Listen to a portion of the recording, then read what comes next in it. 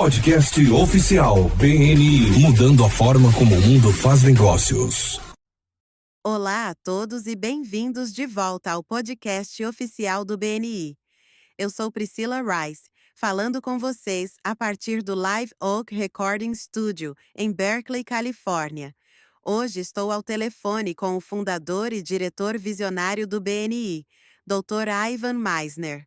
Olá, Ivan. Como vai você e onde está? Estou feliz em dizer que estou na Conferência Nacional do BNI dos Estados Unidos e Canadá, em Houston, Texas. Eu adoro conferências do BNI. Quando dois países se reúnem para fazer uma conferência nacional juntos, é sempre empolgante. Ah, que legal. Parece divertido. É sim, é muito divertido. Conferências e convenções são incríveis. Sempre me surpreendo ao ver como essa organização cresceu ao longo dos anos. Com certeza. Hoje quero falar sobre o Código de Ética do BNI e por que temos esse código. Para quem estiver ouvindo, recomendo voltar ao episódio número 285, em que falei sobre o Código de Ética do BNI. Mas hoje vou trazer algumas informações que não compartilhei naquela ocasião, lá em 2012. Na verdade, não estou abordando isso agora por sugestão da minha assistente, Dana Coyle. Ela estava em um webinar que eu ministrei e alguém me perguntou: por que vocês têm o último item do Código de Ética? Eu obedecerei a todos os padrões de ética da minha profissão. Essa pessoa disse: sou vendedor de carros, não temos um código de ética profissional no nosso setor. Então, por que isso faz parte do código do BNI? E é essa pergunta que eu quero responder hoje, coisa que eu não fiz no episódio 285.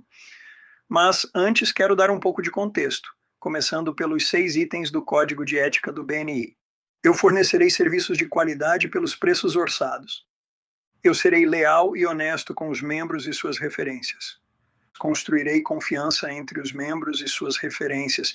Eu assumirei a responsabilidade de acompanhar as referências que receber. Eu demonstrarei uma atitude positiva e de apoio aos membros do BNI.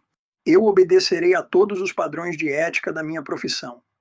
Os 5 primeiros itens foram criados em 1986, junto com o Conselho Consultivo, que naquela época ainda não era internacional, era apenas o da Califórnia. Basicamente, tínhamos apenas grupos no sul da Califórnia. Naquela época, sentamos à mesa de jantar da minha casa, em La Verne, onde eu morava e onde o BNI começou, e conversamos sobre a necessidade de termos um código de ética. Precisávamos de algo para responsabilizar os membros quanto à sua postura profissional dentro do BNI. E Priscila, estávamos na segunda página, cheios de detalhes sobre como os membros deveriam se comportar. E alguém falou: isso está demais. Ninguém vai ler tudo isso. Está parecendo mais um código tributário americano do que um código de ética. É mesmo. Foi então que jogamos tudo fora e recomeçamos.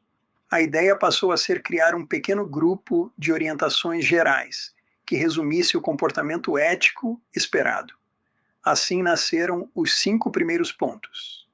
Qualidade no serviço, ser verdadeiro, construir boa vontade, isso sempre foi essencial.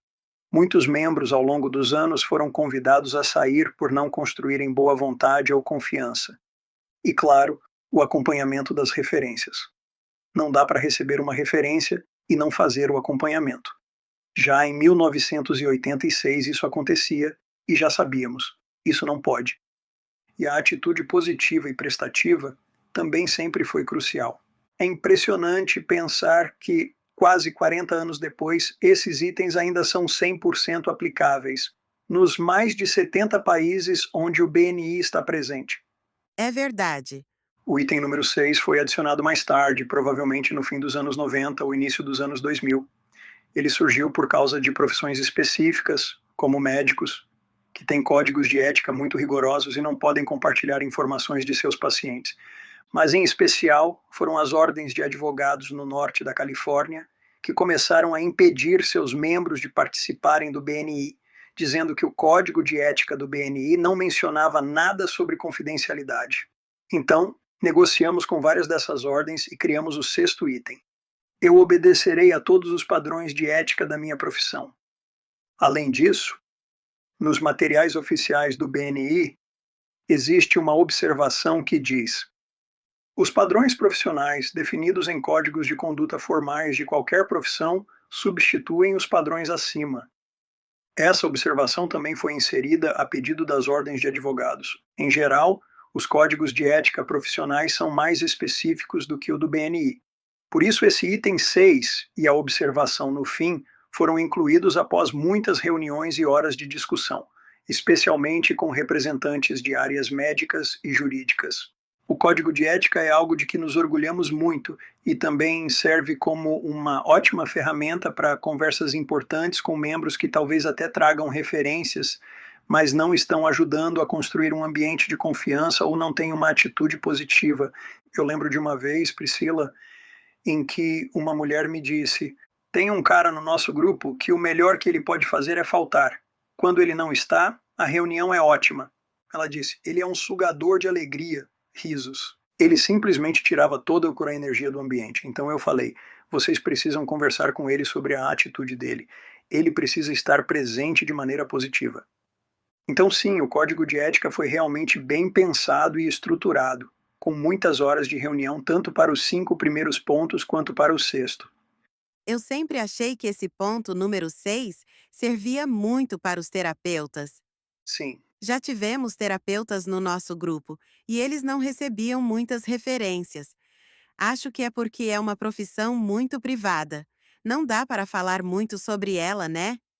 é verdade, né? Mas ainda assim vejo terapeutas que conseguem referências, só que não podem divulgar o nome da pessoa referida. Claro. Existem outras formas de gerar referências para terapeutas. Eu já falei sobre isso em outro podcast chamado Referências para Profissões de Difícil Indicação, episódio número 481. Inclusive, quando comecei o BNI, eu era consultor de negócios. E naquela época, em 1985, ninguém sabia como indicar alguém como eu. Então, esse episódio 481 é perfeito para terapeutas, porque fala, por exemplo, sobre a estratégia de dar palestras. Se alguém te indica para palestrar em um Rotary, Lions, Associação de Mulheres, etc., isso conta como uma referência válida. Recomendo muito que escutem esse episódio. Legal!